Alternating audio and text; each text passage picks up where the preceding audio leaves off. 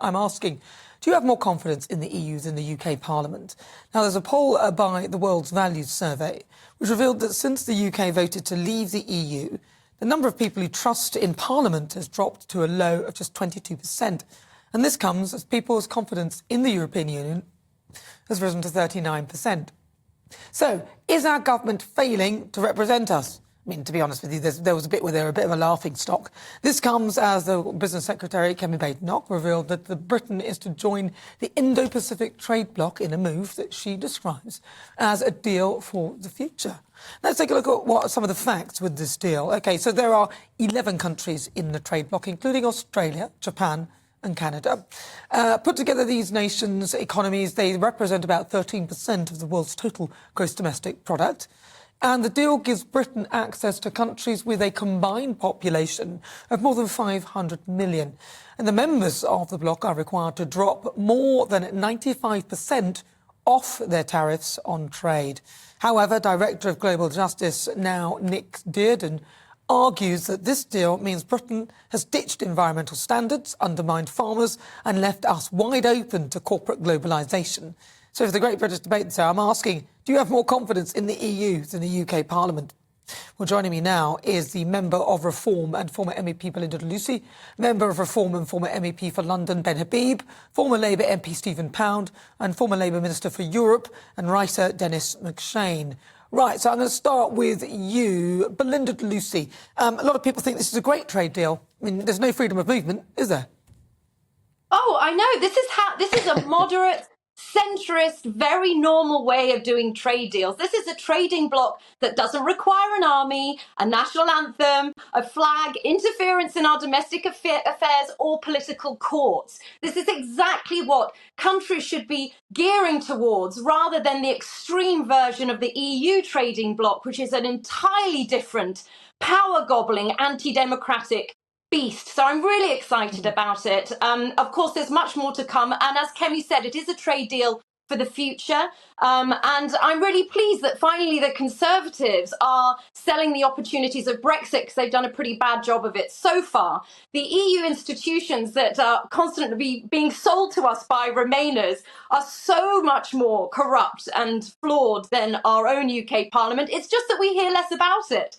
We're under a microscope here. Well, let's get Dennis McShane on, because former Minister for Europe, you'll know about that. Belinda said they're just as corrupt anyway, or if not more so in the EU. And we just really, what do you think? Very simply, I mean, I'm pleased with this. All it does is restore what we already had.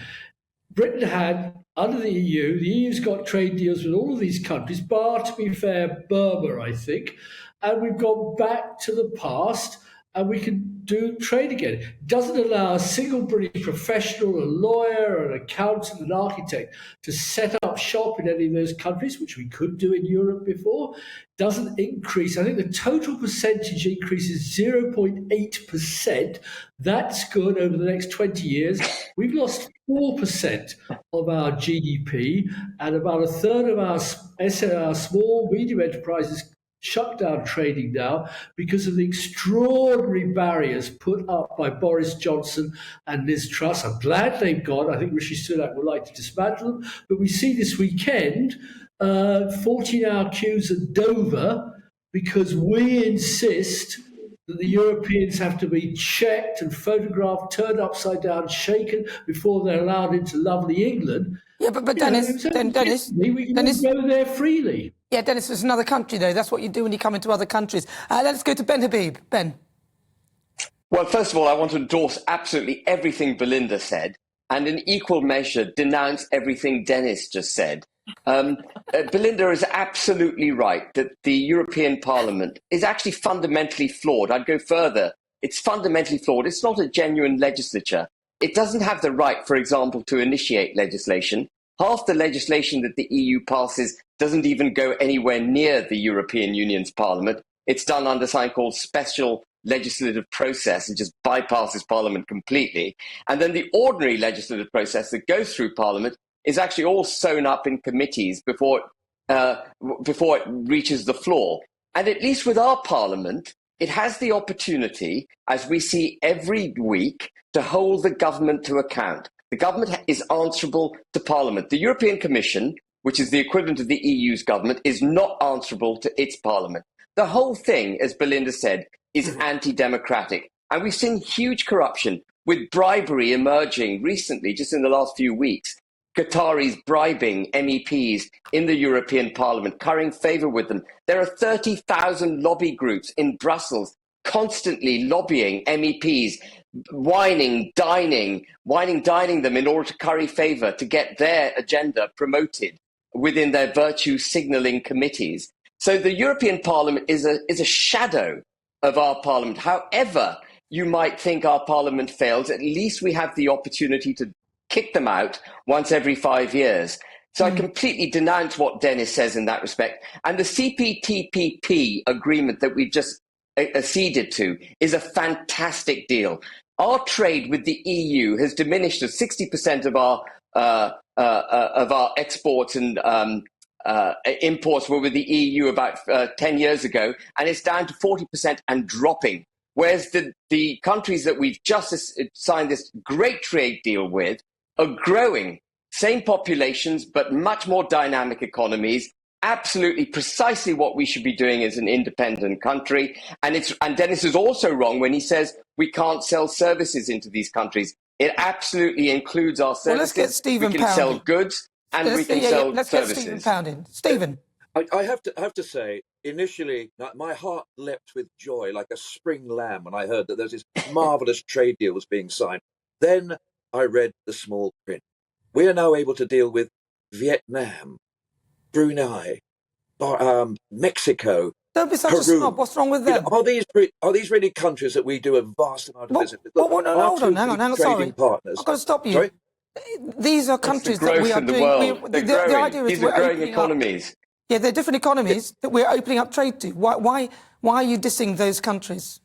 I'm not dissing them. What I'm saying is our two biggest trading partners were the European Union and the United States. Why on earth do we honestly, really, realistically think that Vietnam and Peru and Brunei can replace those partners? And do you honestly think the Australians and the New Zealanders are going to do us any favours? And it's going to cause us real problems trading with the EU in the future. As for that's rubbish. Rubbish. I'm dissing them or not. Absolute rubbish. What I'm saying is that the Sultan of Brunei will not allow you to stay in one of his hotels if you happen to be gay. I mean, are these the sort of people I was going to say want to get into bed? But listen, but we can't listen. Do we really want to be trading? But we can't listen. We can't legislate how other people in there run their countries. And if we are to hang on, let me finish. If we are to say, oh, you do that, so we're not going to do that, and you do that, we would literally trade with no one. And actually, no one would trade with us because they'd like, well, didn't you have a slave trade all those years ago? So I just think that we can't be doing that. We had common standards. Yeah, but we had a slave trade. I mean, common standards. We didn't have the death penalty. We still have common standards. We still have common standards. I feel bad because we haven't let Stephen These are people we can deal with, not the Sultan of Brunei, I would suggest. Okay. Ben, you were saying something.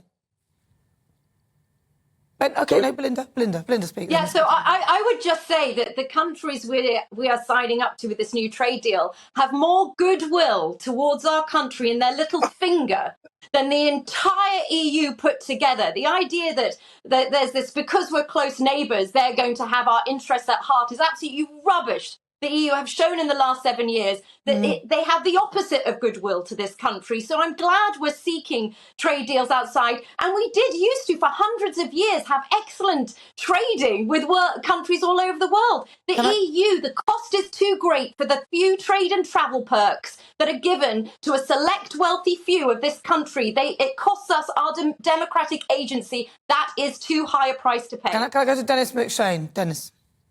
I think you'll find the people waiting in 14-hour queues are working class people who want to take their children on holiday. The rich and the elite, the Nigel Farages, the Bens, they fly there in their private jets. They're not interested in how ordinary people have ordinary holidays. Now, I agree with Ben, by the way. Ben, you were getting angry again, denouncing. I denounced Dennis, for heaven's sake. It's Saturday afternoon, my old friend. Well, you talk nonsense, Dennis. I have to denounce you when you talk nonsense. And you were going, no, wait a minute, I didn't interrupt you.